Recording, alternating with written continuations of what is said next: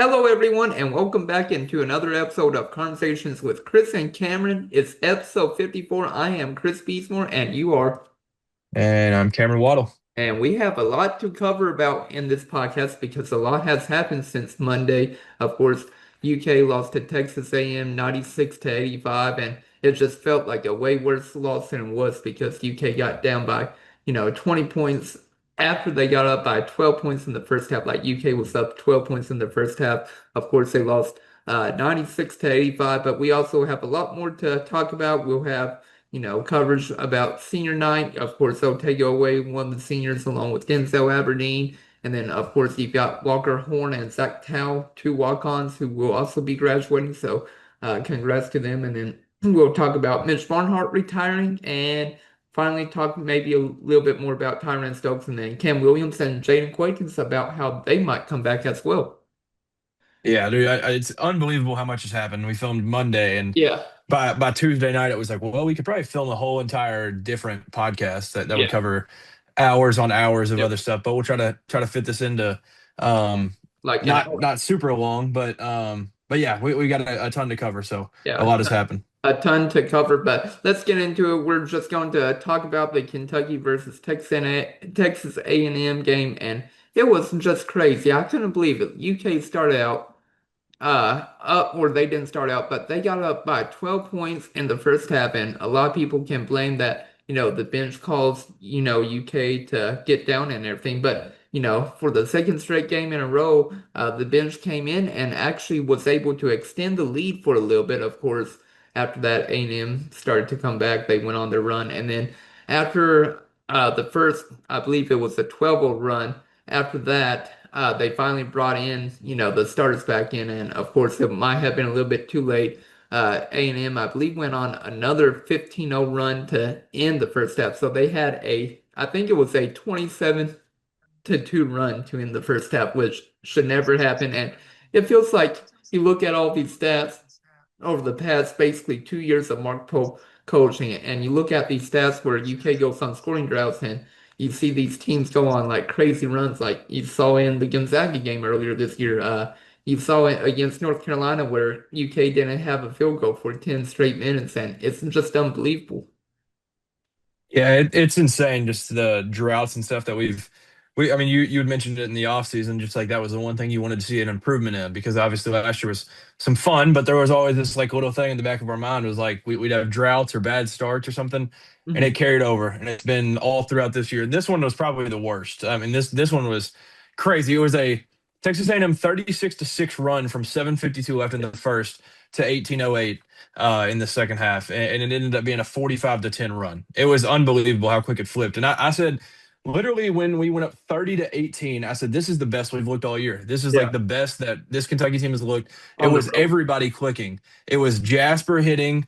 It was Brandon Garrison playing the best minutes he's played. Hmm. Everybody was just like in the flow. Like everybody just had got it. Yeah, And then there was the one Trent three, and all I thought was like, every time he misses one, I'm just like, it plays in my head. Just I mean, you don't have to make them all. You just can't miss them all. And I'm like, dude, yeah. you just gotta hit that. And little did I know that was going to be the start of a snowball. And it was really. I mean, we still fought, you could say, but it Yeah, was kind of just we were held at arm's width and couldn't get yeah, back over the hump. And yeah. I mean, yeah, we got they. it I down mean, to 8 points in the second half, so like we tried to, stage another comeback, but sadly that didn't happen. yeah. That was the thing with. It was Jimmy Dykes and Ravitch on the call, wasn't it? I Wasn't that who believe was so. calling it?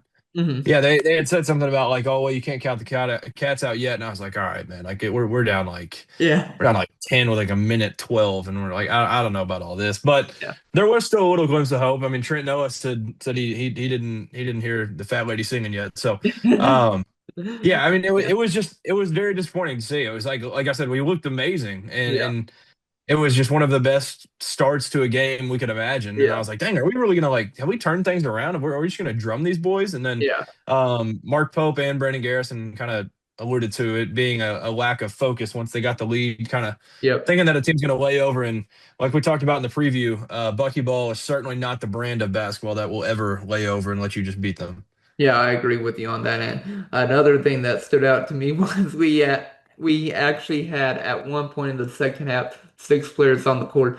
I assume there was one player that wasn't supposed to be on the court. I won't name the player, but we can all probably guess who it was. But he probably wasn't supposed to be on the court. And Bucky McMillan was yelling to the refs saying, "There's six players on the court, six," and none of the refs caught it surprisingly.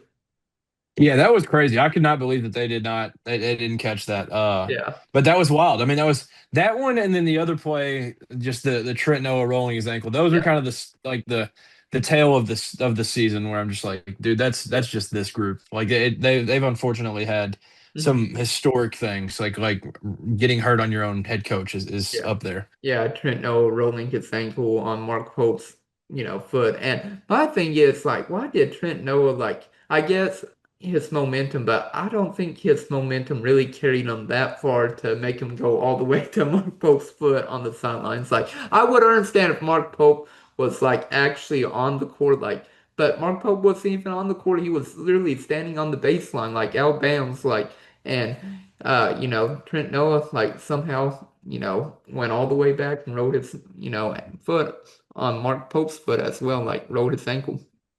Yeah, I'm with you. I have no idea how that happened. Yeah. I've never seen anything like it in my life, and Hmm. but yeah, I mean, I don't remember exactly where the three was shot from, but it was like on the wing. It was Yeah, like wing. it took a long haul to get to Pope. Yeah.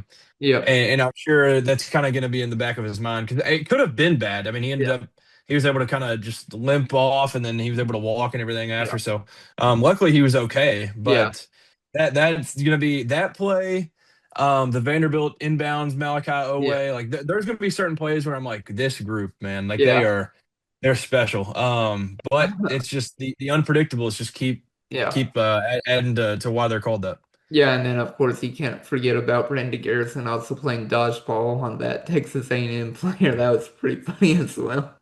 Yeah. That one was it was just a wild night because it literally felt like there were like 12 people in the crowd, and then it was just like the most random stuff in the world was happening throughout the actual game. I was like what is going on? Yeah, for sure. And we'll just talk a little bit more about the team. Of course, Denzel Aberdeen, he only played 30 minutes, but one of the reasons why he only played 30 minutes was because he was in foul trouble in that first half. He already had two fouls, and basically Mark Pope went to benching him to playing him again to benching him again in the first half. And I was so surprised because usually once you get two fouls, you're benched for the rest of the first half, but no, he came in, again, and then got benched again, of course, because, Mark Pope didn't want him to pick up a third foul. But, I feel like sometimes you gotta risk, picking up that third foul potentially in the first half because of how short, the guards are right now. Like, we don't have a lot of guards. We basically have four guards, and three of them are playing as the starters with Denzel Aberdeen, Colin Chandler and Otega Oweh, and then of course your backup guard is Jasper Johnson, who is your sixth man basically at this point. So it just sucks that UK has to run a three guard lineup right now. When if fully healthy, you would still run probably a three guard lineup, but at least you would have two guards coming off the bench to help out with the three main guards for Kentucky. Yeah, I agree with you on the probably just keep DA in and just risk it because just the drop off when it comes to just ball handling is Yeah. just huge. And he's been spectacular. Even in this one, 8 assists to one turnover. Mhm. Like he was kind of, I mean, for 22 team assists, one guy having eight of them kind of shows that he's got a good understanding of what his role is now, and he's been doing Yeah. it at an incredible level. So Hmm. I agree. I mean, picking up two, just it's unfortunate, but he's a smart enough basketball player. He's played enough basketball to know that Yeah. he's not going to just sit there and like jam a rebound and not do anything stupid. I think to get that third Yeah. one. So I do. Obviously, hindsight's 2020, but I do kind of wish Pope had just left him in and just let him ride it out. Yeah. And maybe because he only ended up with what how many Only fouls did he nine end up? points. Yeah, only 9 points he had, but How he had many 8 assists. fouls did he end up? Three. Three. Yeah, So yeah, like he had two in the quick first ones, half. and then it's Yeah. like yeah. So it's kind of like I said, hindsight's 2020, but you look at that and you're like, all right, maybe he did kind of understand, like, all right, well, I can't pick up stupid ones because my team needs me. But Yeah. yeah, it's just unfortunate. It's kind of Yeah. it's a big three of Hmm. guards. Hopefully, we can add another one coming up here soon, and in the postseason. But it's kind of those three, and those three kind of need to be on the court at all Yeah. times. It feels Yeah. like. Yeah, for sure. And of course, there were only really two players that really stood out for the game, and that was, of course, Otega Oweh. He had another like great game. He had 24 points. Of course, he wished he could have shot the ball a little bit better. He shot only 6 for 15 from the field, but overall great from the 3-point line. 3 for 5, 9 for 12 from the free throw line as well. He also had 9 rebounds, so almost a double double with 5 assists. So overall, he played very well. You wish, he could have shot the ball better from the field a little bit, but 3-point line, I'll take it. Maybe make a couple more of your free throws instead of shooting 75%. And then, of course, Mo Diabate, he played only 23 minutes, so a little bit over half the game, but he had 19 points, 8 for 9 from the field. Could have shot a little bit better. I think the whole team could have shot a little bit better from the free throw line because we had 11 missed free throws, but he also grabbed 7 rebounds as well. But those players really just stood out for Kentucky. Everybody else had like an average game or so. But, you know, if, like I said, if probably, Denzel Aberdeen could have scored a little bit more, or Marino or Colin Chandler, like UK probably has the fighting chance to win this game. Of course, you only lose by 11 points after getting down 20. And we, of course, mentioned got up 12. But, we just need more than like two players to stand out for Kentucky. Yeah, you would like to have, probably, the three with Colin, Otega, and Denzel, and then have one of your big step up. And then you're probably going to win that game if four players step up, at least get, 15 points each or something. Yeah, I agree with that. And Owe got going quick. It was like Yeah. the fastest foul ever. I mean, he literally got the tip and it was like 4 seconds and he's at the line. So yeah, he was I thought kind of towards the end a couple I mean, and nobody else was getting it done, so I don't blame him at all. But I feel like a couple of them were like, I guess, stat padding in a way. Yeah. But he had like 18 in real game time. Like he was like one of the only guys that we could point to. But definitely got to highlight Ramadan Mo. I mean, Oh, Dunmo. that dude right there playing as hard as anybody could Yeah. possibly play. And having that whole situation where he has to get subbed out as soon as the sun goes down, and Yeah. And he's get over there eating. I don't even was it mandarin oranges or like or peaches or I don't know what it I was, have but no clue what it was, but the announcers were calling him out for it, like how he was breaking it. I'm like, he didn't break it. I'm like, I'm pretty sure it's sunset already at College Station in Texas A&M. yeah, I was like, it was just crazy to think of like a guy just going out there and yeah, playing as physical as he does. Like he had so many like and one opportunities. It felt like Yeah. all six of his free throw attempts were it felt like where they were all just like and ones. Like he was just getting through the rim, through everybody, finishing at the rim. Mhm. He was awesome. He was Yeah. absolutely awesome, playing extremely hard. Yeah.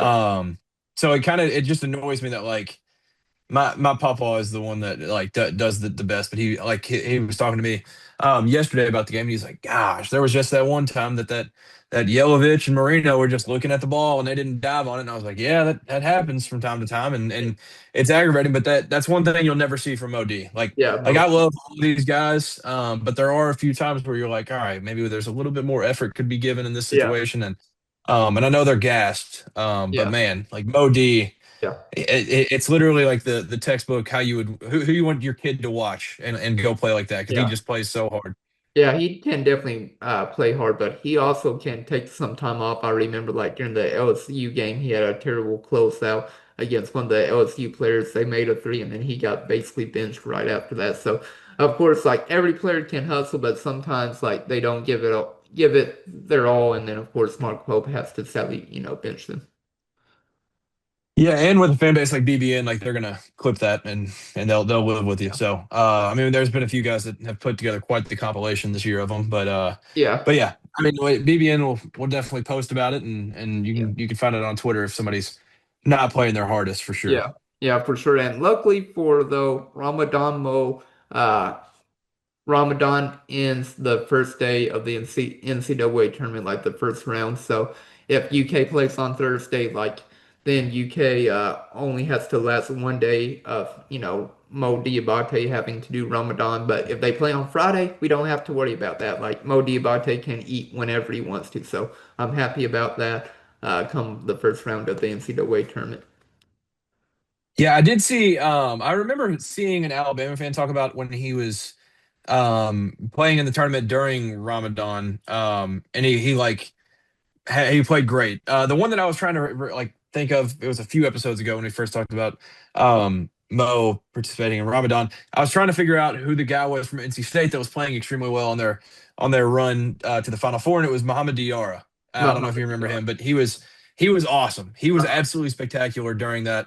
And I remember there were so many. There was multiple times I remember like the game ended and it was immediately he went straight to the locker room and just ate something because yeah, he was going and ending the fast for the day. So it is incredible that yeah, these guys can do that and obviously it's very important for their religion. But yeah, um, yeah, for Mo, I'm sure it's been very very tough, but he's still going out there and yep, playing extremely hard, playing like you said, 22 minutes in this one. So yeah. very very proud of him, Yeah. happy for him, and thankful for him. Yeah, I'm definitely thankful for him to be on this year's team because he has definitely shown that heart whenever he wants to. And, hopefully, with him and the rest of the team, they can make a deep run in the NCAA tournament and hopefully, the SEC tournament as well. I just want to talk a little bit more about this Texas A&M game real quick, but A&M, they had five players scoring double digits. Usually, if you allow, five players to score in double digits, you're going to lose the game, and that's what exactly happened. Rylan Griffin, who I really wanted at UK, but UK ended up getting Denzel Aberdeen instead, which isn't bad at all. But Riley Griffin had the most points for A&M, had 21 points, and then of course the player that you told everybody to watch out for was Ruben Dominguez. He had 17 points, the second leading scorer. And like I said, UK just did not do a great job, stopping the ball. A&M had a lot of three-pointers. I'm looking at the stats. They basically shot 50% from the three-point line, 13 for 28. And if you're going to do that, you're probably going to win a game. Like I said, five players scored in double digits for A&M, but also going 13 for 28 from the three-point line, you're going to probably win most games. Yeah, certainly. And it was so annoying because like even Jimmy Dykes was annoyed like during kind of their push to get it back when we had gone up 30 to 18 and then they're making this push and this storm back. Ruben Dominguez had like two of them that were just wide open. And it was like Yeah, what on earth? Like he already hit one and Jimmy Dykes had talked about it on the broadcast. He was like, "Well, he's wide open. He's gonna hit those." Like it yeah, very very annoying that they had some of them. But honestly, I mean some of them were solid closeouts and they still knocked them down. So it was just one of those nights. You let them get going and you have a lack of focus there for a stretch and it kind of gets their confidence up and yeah, um, yeah, it was just really unfortunate. I mean, Rylan Griffin's obviously a really good player. We talked about him. yeah, Been around for a while, but then Ruben Dominguez was the one. There was a few of them that we looked at and we were like, all right, just don't let him just get firing. And Ruben yeah. was one of those, and unfortunately he got going. Yeah, well, we all know Buckyball though. Yeah, yeah. I mean, it was definitely buckyball Yeah, to the fullest form because it was like I remember the one where I think it was kind of like a I guess free throw line extended, maybe a little lower, little short corner area, but Malachi was like sitting there and he had his head turned like towards the paint and somebody just like came around and poked it out and then they just were gone and running and I was like, what? Like this is like yeah, it literally feels like what I was referring to where it was like this is just the 8 a.m. AAU team that just presses you the whole time and you're like, why in the world are we doing this? And yeah. they did that all night. Yeah, for sure. But do you have anything else you want to add about this A&M game? We'll talk about Mitch Barnhart announcing his retirement, but from being the AD, but he's still going to be with UK, and he's going to get paid still a nice price to be there for the next 4 years. I couldn't believe it whenever I saw how much he's getting paid for until 2030.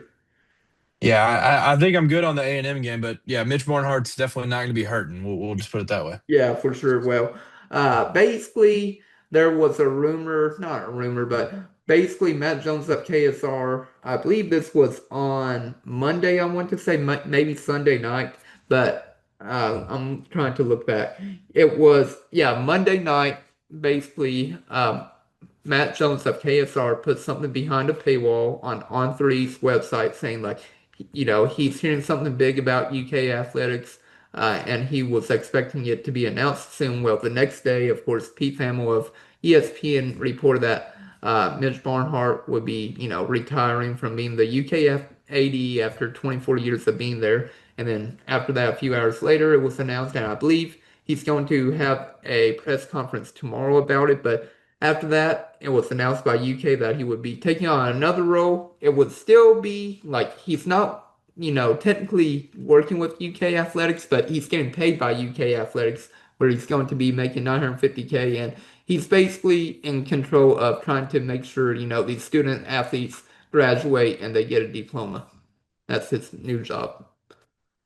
Yeah, I'm honestly, I will say, I mean, we can talk about kind of where we stand on our vibes with him, but like, I'm honestly glad he's sticking around. Like, I know he could have just gone straight into retirement, but I think it's for good and for bad that he's going to be still lingering, Yeah. and he could probably still want to make some certain calls and stuff. But Mhm. I do hope that with that role, he kind of just stays in that role, and if people seek advice, then he could give it. But I hope Yeah. he's not trying to like wear multiple hats, and he's still trying to wear the Yeah. AD hat, and it's like, all right, well, let's just kind of step over and like let this new AD that comes in Mhm. like be able to Yeah. run it how they want to. Yeah, for sure. And I forgot to mention that he will stay as the AD for UK until June of this year, and then he will step into that new position that he has. But, like, yes, he's had a lot of success at UK, but he's also had a lot of failures, of course. He hired Kyra Elsie, she did well for like the first 2 years at UK. Then, of course, when she got fired, sadly, hired Billy Gillespie as well. He got fired after 2 years. And also, one other thing I really want to mention, stop comparing Mark Pope to Billy Gillespie, please, everybody. Like, Mark Pope is a way better head coach than Billy Gillespie. Mark Pope, I know he's only like won four more games compared to Billy Gillespie, but I mean, he's had way tougher opponents compared to Billy Gillespie's days. So stop with the comparison. I really just wanted to add that in as well. Yeah, I think it's like um I was looking at it today. I think Pope has won 13 top 25 games, or Yeah, yeah, beat 13 top 25 teams. I think he's beaten nine. Nine of those were top 15 yeah, when it was certainly not the case for Billy. yeah. I think But I he only guess won maybe now, three.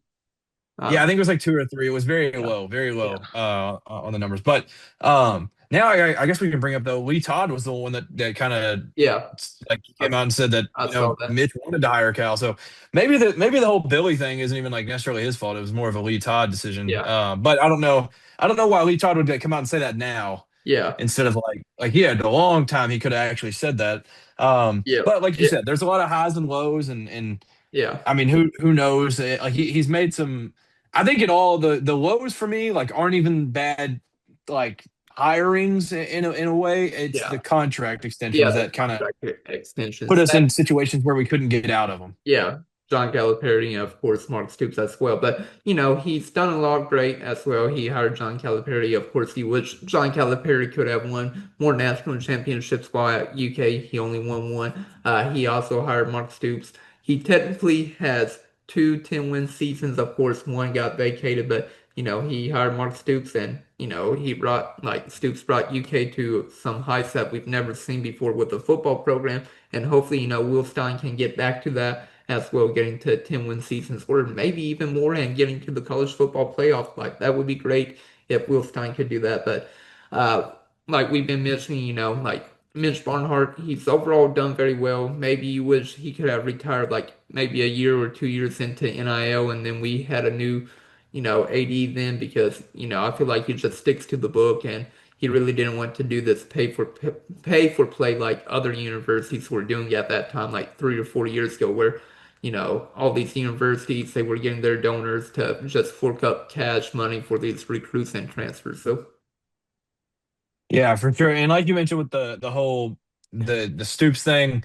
he did kind of I will say let it ride for a lot longer, like because we've talked about before.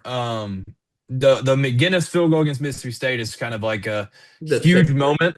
And letting it ride and like trusting that this is the right guy for it and everything.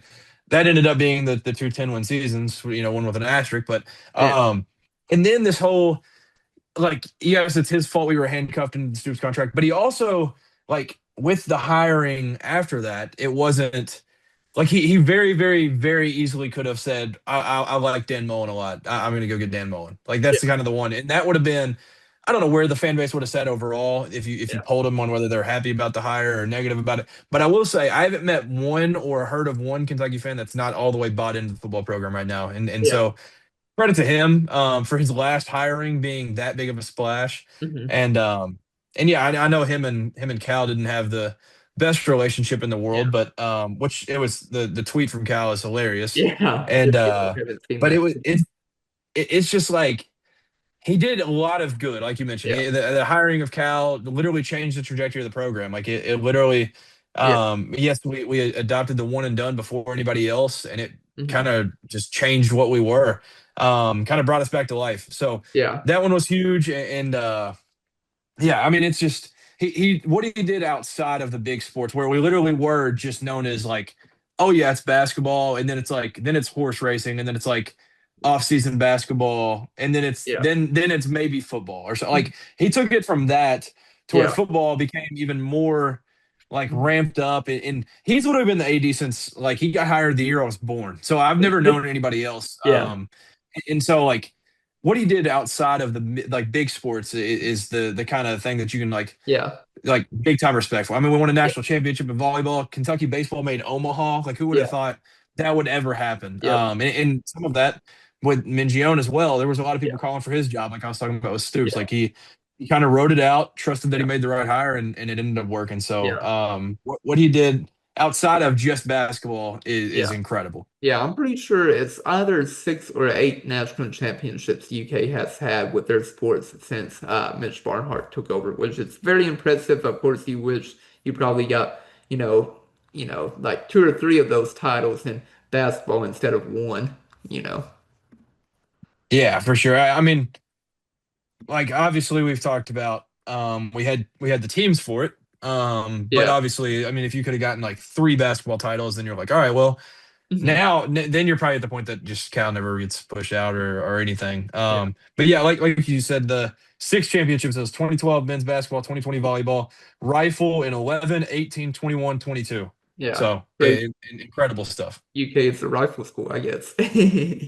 Yes, rifle school, cheer school. Yeah. But yeah, the department achieved top 20 finishes in the Directors Cup multiple times, which that's the one that Stanford's the one that runs it, aren't they? They're kind of the dynasty of that, I think. But I mean, Yeah. getting Kentucky into the top 20 is very very big. Yeah, I really don't know what it is exactly if Stanford runs it or not. And conference titles, 60 regular season Yeah. and tournament titles. So Yeah. I mean, he Uh, brought success across the entire athletic program. yeah, for sure. And then, do you have anything else you really want to talk about with Mitch Barnhart? Like, we're just having a quicker podcast, and just because I've got, some work to do. So, of course, we'll still talk for, probably another 20 more minutes. So it'll still be a long podcast, not exactly an hour, but like 50 minutes. But do you have anything else you want to talk about with good old Mitch? Oh, I was looking real quick just to confirm. Yeah, Stanford won the Directors Cup, which is Yeah. like the overall athletic program from 94 to 2019. So they ran it. But Mhm. I guess the only thing we don't have to like dive into why or what about them, but who would you want as the next guy? That I Next guy have. or girl? Yeah, that I really have no clue. Like, I feel like it would be great to get the Vanderbilt AD as well. I'm blanking on her name, Candace Story Lee. Like, I feel like she would be a slam dunk hire just because of everything that's going on with Vandy athletics. Of course, you could probably say, it's Nashville, all these athletes, recruits, transfers, they're getting paid right now to go there, which is one of the reasons why Vandy is being so, like, how dominant they are currently. But maybe her. And then, of course, you've got the Minnesota AD. I'm looking up his name as well. Mark Coyle, that's another one. And then the Oregon AD, a lot of people have been talking about him. Rob Mullins, Rob Mullins. yeah, the 180 that I would love to get, which I know we won't get at all, but it would be Ross Bjork. He was actually the 80 for Texas A&M when they were about to hire Mark Stoops, but of course, they backed out of that. They didn't actually hire Mark Stoops, but he's currently at Ohio State now. But I would love to get him, but I don't think he would come to UK because that would be a downgrade going from Ohio State to UK just because of how dominant their football program is and how much money they get from that because I feel like they're their football program makes way more than our football program too. Yeah, 1000%. Well, the good thing with Mitch is like he was the longest tenured AD in the conference and one of the longest in the entire country. So he had tons of connections. Dwayne Peavy is the one that everybody knows, the DePaul Yeah, Dwayne. AD. He's I been there since forgot to mention 2020. that. And I think I would love that one just because from what I've like seen people talk about is like he's got great relationships with all the donors and everything and boosters. So that one would be good for that, but he's also never worked with football because DePaul doesn't have a football team. Yeah. The only other ones that have connections to Mitch Barnhart, Greg Byrne, the Alabama AD, and Scott Strickland, the Florida AD. So one of those would also be good, but I think one of them that's I don't know if I have no idea where their mindset is, but Mark Hill, the one at UK, that was kind of the I don't even know what his exact role, like kind of the assistant AD. I think he's probably going to be extremely high on the list, but obviously we don't know where they stand. But I would say for me, I would want Dwayne Peavy. Like Yeah. I just feel like the connections have to matter, like more than anything. It feels like you have to have ultimate buy-in to everything, and with how we've talked about with Will Stein, like he's very future. He's like very modern and like looking forward to the future with how he runs everything. He's got two GMs. Yeah. He's got it all figured out. So I think Yeah. like that would kind of help Dwayne Peavy kind of get into the football world too. Uh-huh. Having a football coach that's so like prepared himself. Yeah, for sure, and I agree with you on that. And like I said, Dwayne PV, I mean, he would be probably an okay hire. You just worry that, they don't have a football program, and of course, their basketball program hasn't been as dominant as you would like it. I think they're number 5 in their conference this year, so that's pretty good. I feel like overall because I feel like in years past they're like last in their conference. Yeah. DePaul is literally like born and last in the Big Yeah, East, and so them being anywhere but last is yeah, pretty impressive. So credit to him on that. And then speaking to the basketball point of it, yeah, this AD is going to be in for something crazy. Like, I mean, like they're getting into a job that is holds the highest standard for what their coaches have to be able to achieve, and you're coming into a job that Mark Pope is kind of make or break going into year 3, and yeah, that's also tough for Mark Pope because it's not like he has good leverage. Like it's a guy that kind of wants to be able to run his own ship, so you're gonna have yeah, a short leash and everything. So, yeah, I'm very interested in who we get, and I yeah, wonder if that makes it interesting because you have the job that has the most money for a coach. So then you could really give a great pitch, and like you have the I don't know. I feel like it would yeah. probably make it an intriguing job for somebody that wants to be Mhm. at one of the top schools. I don't know, but Yeah. it's going to be very interesting. Yeah, it will definitely be very interesting to see who the new AD will be. Hopefully, I really hope it's not anybody from inside of UK. Like I know Hill and Rachel Baker, they've both been mentioned for the new job. I'm just hoping they don't get somebody internally and they actually get somebody from a different university. That's my opinion, though. Yeah, I'm in the same boat. I do hope they go away instead of just hiring inside.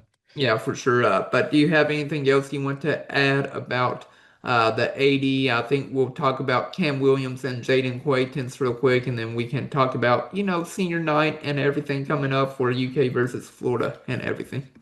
Yeah. And I think I'm good on the AD Yeah, talking. We could probably talk about it in another podcast and do a like deeper dive maybe, but yeah. I think I'm good. Yes. All right, for sure. Well, we'll transition. We'll talk about Cam Williams and Jaden Quaitance. Mark Pope gave a great update on both of them yesterday on his radio show. He actually gave more of an update today before they had basketball practice. But basically, the latest update today was Mark Pope. He was trying to get Cam Williams back into practice today, actually doing non-contact drills, which is great to hear. Like, if Cam Williams is already practicing, like, granted, not doing contact, but doing non-contact drills.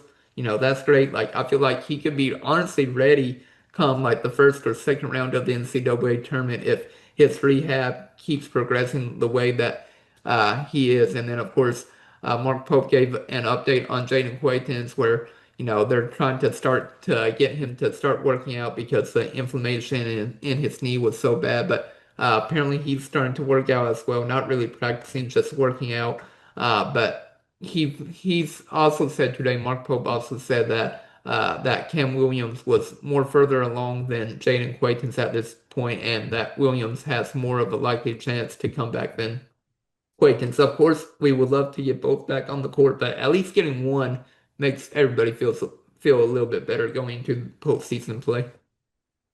Yeah, certainly. At least getting one, obviously two would be incredible. But the thing with Cam is like, and I love these guys to death, but you can't tell me that like Cam coming back would not be better than what Hmm. Trent played well at A&M, but like Trent Yeah, Noah, Jasper at times. Like I think Cam, just what he'd get up give as like a spark off the bench would be incredible. And I yeah, don't expect him to come in and knock down threes right away, but defensively he can step mhm, up and guard some lengthier wings and stuff, and then he can mhm, also maybe knock down a three or yeah, get to the rim a couple times. So I think he would be huge. And then obviously the JQ aspect is just like defensively that's yeah, you can't even put it into words on how big that would be. So I'm very excited about it. It's two positive updates. And I had a friend that's at UK, and he had said for the first time last week, he was like, I think Cam's gonna be playing again this season. And I was like, yeah, wow, this is crazy. And then obviously practicing today and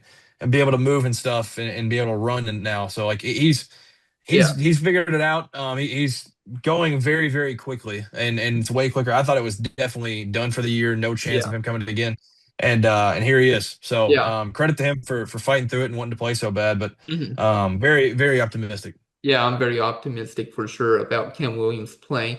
I really thought like the only way he would play is if UK got to the Elite Eight and, potentially he could be back a lot sooner. I don't think he'll be back for the SEC tournament, but I feel like he could potentially be back for the round of 64, round of 32. That's my opinion from, what I've gathered from just listening to what Mark Pope has said and everything. But I am very excited to see if Cam Williams can return along with Jaden Quickens, because if both of those return, like Cam Williams, he can easily add, like 8, 10, 12 points a game for you. Jaden Quickens, like he might not score a lot for you, but he will be able to rebound and defend for you, like get 2 or 3 blocks a game, get, 8 rebounds or something like those are like two things that UK desperately needs, like just be able to score and be able to defend at this point. And of course, like you said, it would be a lot better than just having Trent Noah playing. Like, of course, Trent Noah, he's okay at times, but you can't really have him in for a long time, just the way this year has gone for him, sadly. Yeah, certainly. And Yeah, I mean, if you just look at the one game that JQ played in his first game back and who he was playing against, it's absolutely unbelievable. yeah, I mean, Zuby Ejiofor is going to win Big East Player of the Year, likely to do so. He's had like 23, 7, and 5, 16, 12, and 10, just had a triple double against Villanova. He's put up incredible numbers, and then against UK, where he was guarded by JQ while he was on the floor, 12 and 5, with 4 fouls, 4 turnovers, yeah. just not a great game. So I mean, he shut down one of the best bigs in the country, Mhm. and so yeah, even Yeah. getting him just for even 8, 9, 10 minutes a game, if you can just get a good version of him for Mhm. that stretch, it would be just Yeah. astronomical for us. Yeah, it definitely would be. And like I said, I'm just very excited. Hopefully, both of them can continue to progress and get better and, be healthy come NCAA tournament time, because we definitely need all the players that UK can get because of just how bad, the bench has been sadly this year. And you bring those two in and, like I said, Ken Williams can easily add 8, 10, 12 points a game. Jaden Quakens can probably add, another 8 points, but 8 rebounds, 2 or 3 blocks, a game as well. Yeah, and it would help with the fatigue apparently Yeah, that fatigue. we've been Yeah, struggling with, where we can't make the Saturday yeah, to Tuesday turnaround, yeah, and yeah, but yeah, who yeah, knows? yeah. Who knows? But hey, Mark Pope, he needs all the players apparently to play.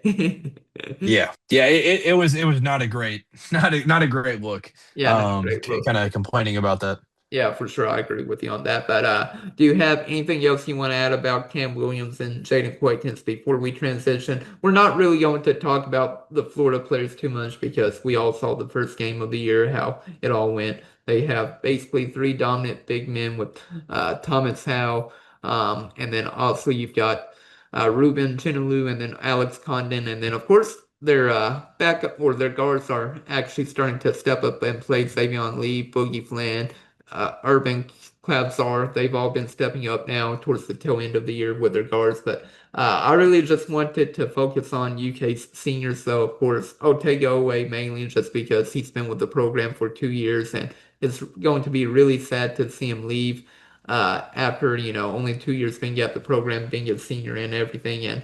But it's just crazy, how great he's been. He's basically scored 10 points in almost every game he's played at while at UK. And, you've just got to love him. And, he's taken on a different role this year, where last year he was like the, fifth person you looked at in scoring, like where you had Lamont Butler, Kobe Bryant, Jackson Robinson, Amari Williams, Andrew Carr in front of him. And then you had Otega Oweh, where like he still got his 10 points, but everybody else had to focus on those other players. And then Oweh. And then, now this year, like he's been the main leader for UK, again, scoring double digits in almost every game. And he's had to take that leadership role, just being a senior this year and, also being the longest player under Mark Pope so far at UK. Yeah, it's been an awesome 2 years. Very thankful for him. Little did we know that this random cool name guy from Oklahoma that I don't think Yeah. anybody really knew of too much before he got here. Little did we know he'd have a special place in our hearts, and he Yeah.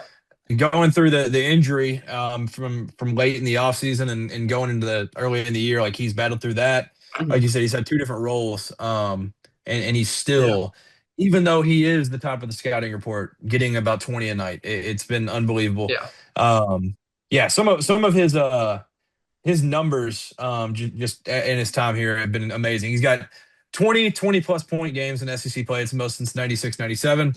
Seventh Mhm. most points in UK history in first two seasons with the university. Only the fifth transfer in UK history to reach 1,000 points. And he's the sixth fastest player in UK history to reach 1,000 points. He's been Yeah. absolutely incredible. Yeah, very dominant, incredible, like you were saying.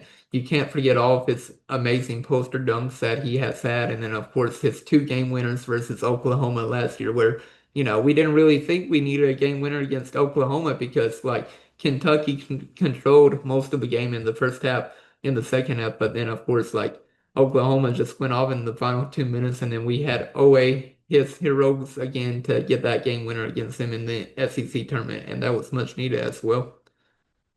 Yeah, if you look at just across the board, a lot of the games that he's had a huge hand in getting wins. Like Yeah, it's you mentioned the Oklahoma games, even the Tennessee game after the Colin Chandler dunk on the road this year. He was or after the Colin Chandler steal, he has the dunk yeah, that kind of caps that one off, and he was part of the reason that we had such a hot start at Arkansas this year. Like yeah, he's had his hand on a lot of wins yep, at Kentucky, and he's been a hmm ton of fun to watch, and he's developed kind of hmm like a shot that I would say early in his career here, we were like, oh gosh, like yeah, there's no way.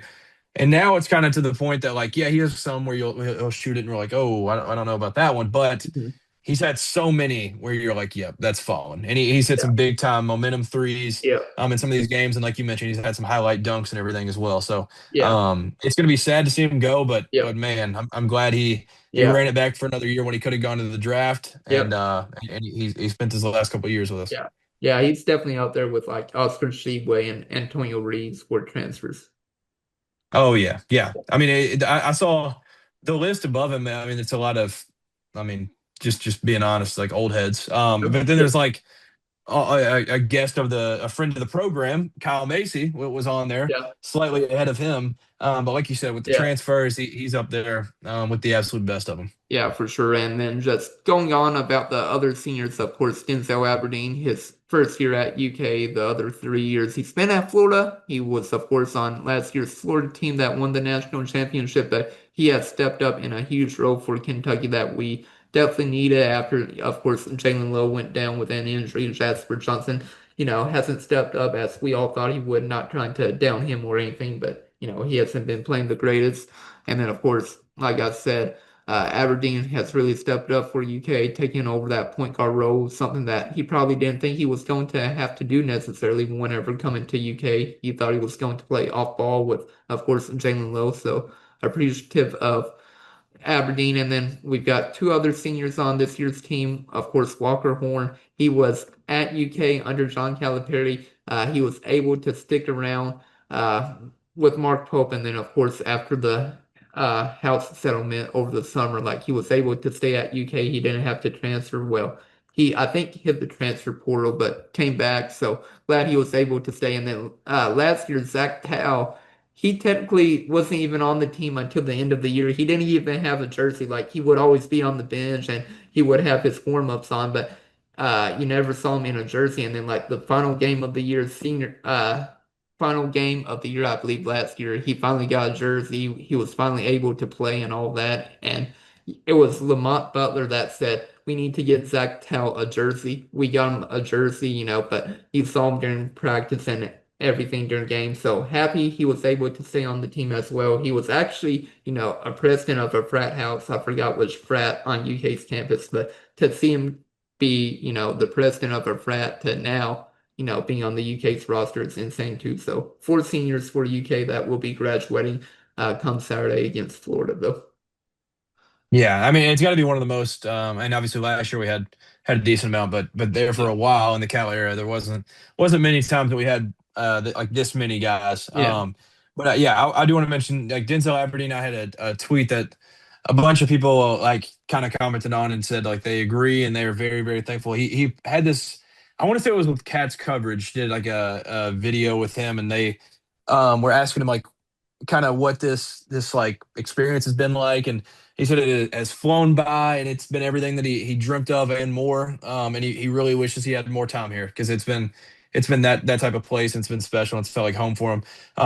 And so I'd commented and just kind of said that like, yeah, I also wish we had more time. I hope he feels how much BD yeah, and appreciates what he's done for us because, like you mentioned, he was supposed to kind of be off ball, play a combo guard role, and now he's been kind of thrown into this role where he's got to have the ball in his hands and control the pace of everything. yeah, So very very thankful for him, and I've yeah, loved him since the day we got him. And I know he's like a Florida legend, but it's very very poetic that he gets to end his like yeah, final year at Kentucky against Florida, who's one of the Kentucky's biggest conference rivals. So that's yeah, very fitting. And then for Walker Horn, very rare air to be able to go with the Cal era and Pope era.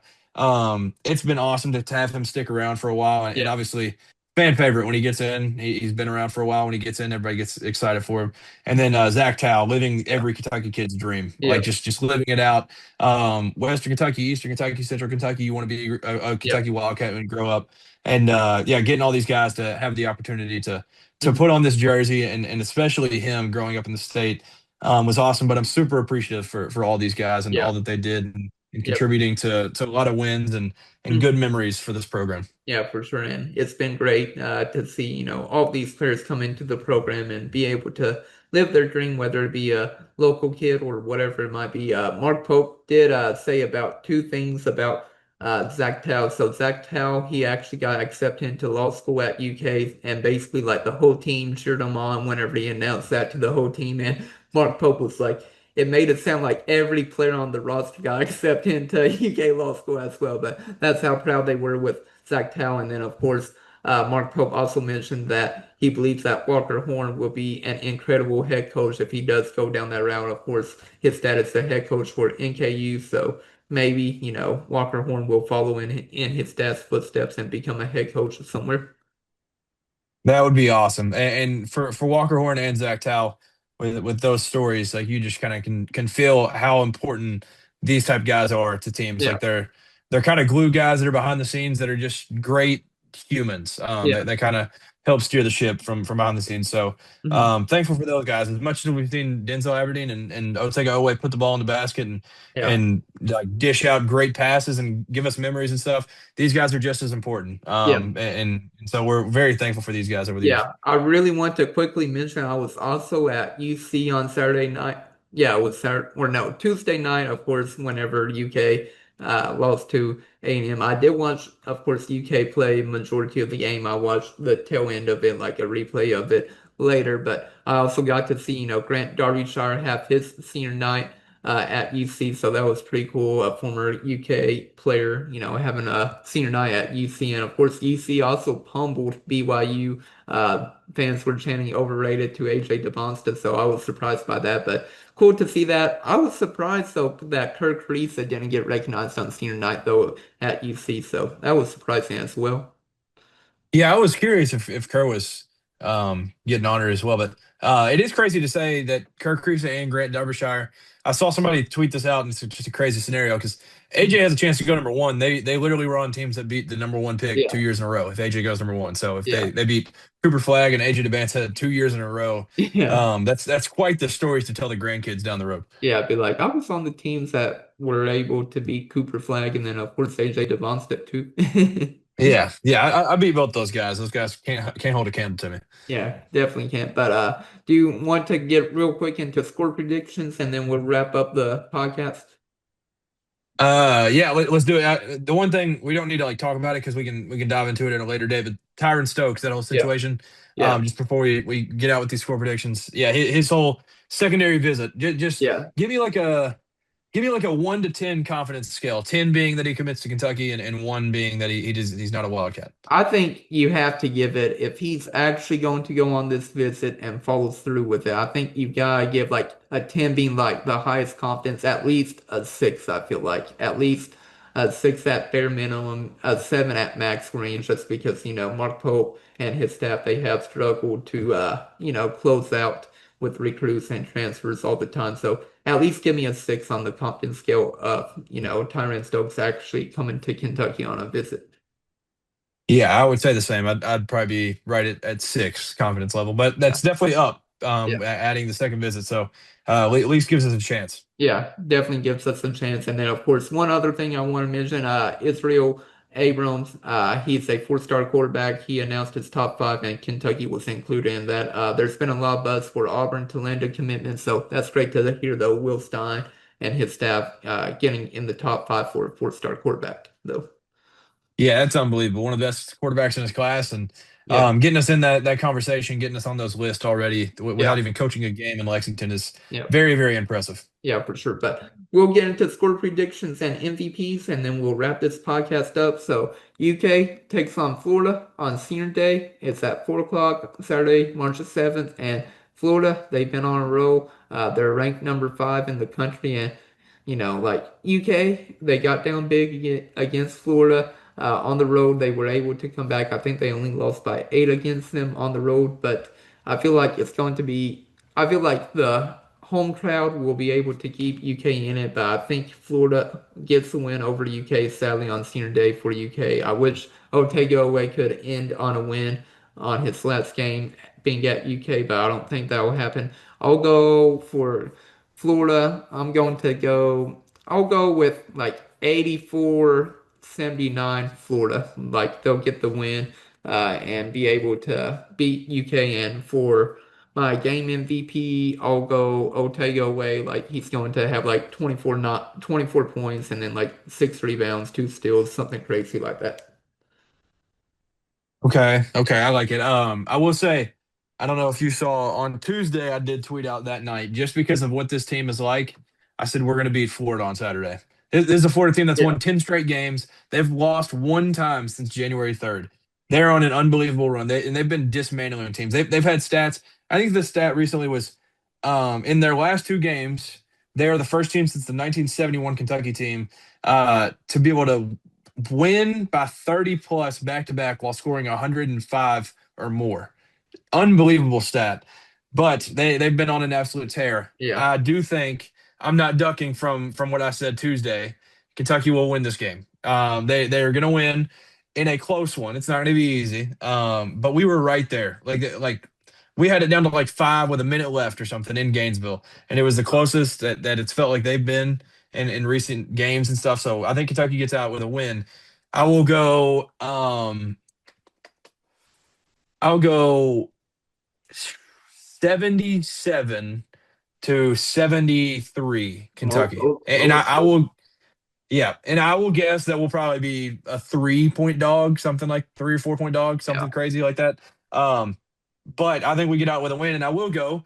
Ironically, Denzel Aberdeen, with it Against being his Florida. last, yeah, it's his senior day. I've chose Oweh my fair share of times. You just took Oweh. I'll Mhm. take Denzel Aberdeen playing his former school, Yeah. getting the last laugh against them, Yeah. and obviously they won the regular season. And last year when Auburn clinched the regular season, they turned around and laid an egg at Texas A&M. Yeah. So maybe they're a little bit, happy. And Tommy Yeah. Houck didn't even play their last game. I think he's probably going to play this one, but he didn't play against Yeah. Mississippi State. So who knows? Yeah. But I think Kentucky wins this ball game. Yeah. Well, hopefully you're right. Hopefully I'm wrong and UK gets the win on senior night because that's what we need going to the SEC tournament, have some momentum.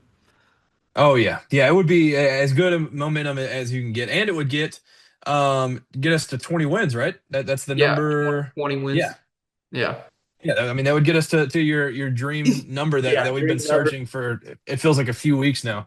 Yeah, that's always been my dream number. Get to 20 wins and you automatically get into the NCAA tournament if you're in the SEC. That's how I feel. Yeah, Yeah. yeah, certainly, and Yeah. like we are a lock, but Yeah. getting this win is the difference between being like a Eight. potentially That, 6 to an 8. yeah. Like, yeah, it's a big time change for your range. I mean, it's the number 5 team in the entire country, Yeah. so it'd be a big one. Yeah. Well, do you have anything else you want to add so we can wrap this podcast up? I think I'm good. All right. Well, we appreciate you all watching on YouTube and, of course, listening on Apple Podcasts and Spotify. But this is Chris Beatsmore and And Cameron Waddle. signing out. Have a great day, everybody.